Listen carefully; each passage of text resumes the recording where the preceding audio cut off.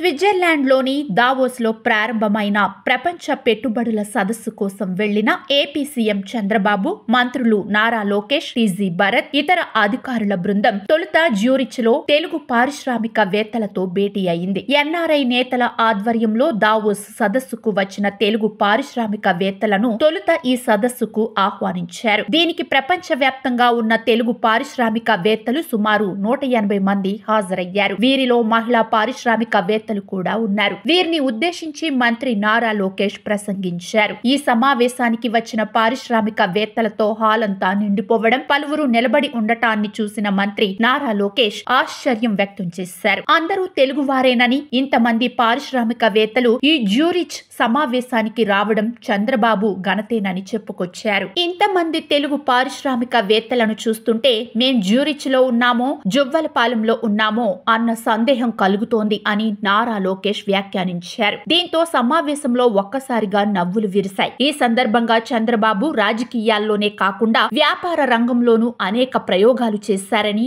నారా లోకేష్ చెప్పారు. మా నాన్న కేవలం రాజకీయ నాయకుడిగానే అందరికీ ఎక్కువగా తెలుసు. కానీ ఆయనలో వ్యాపారవేత్త ఉన్నారు. తొలినాళ్లలోనే అనేక వ్యాపారాలు చేపట్టారు. అయితే 3 వ్యాపారాలు దారుణంగా దెబ్బతిన్నాయి. చాలా నష్టాలు వచ్చాయి. అయినా వెనుదిరగలేదు. ఎంతో పట్టుదలతో హెరిటేజ్ ను స్థాపించారు. ఇది 4వ వ్యాపారం. ఇది ఇప్పుడు లాభాల బాటలో సాగుతూ లక్షల మందికి ప్రత్యక్షంగా, పరోక్షంగా ఉపాధి చూపిస్తోంది అని నారా లోకేష్ చెప్పుకొచ్చారు. ఈ విధంగా బాబులో ఉన్న మరో కోణాన్ని గుర్తు చేశారు నారా లోకేష్.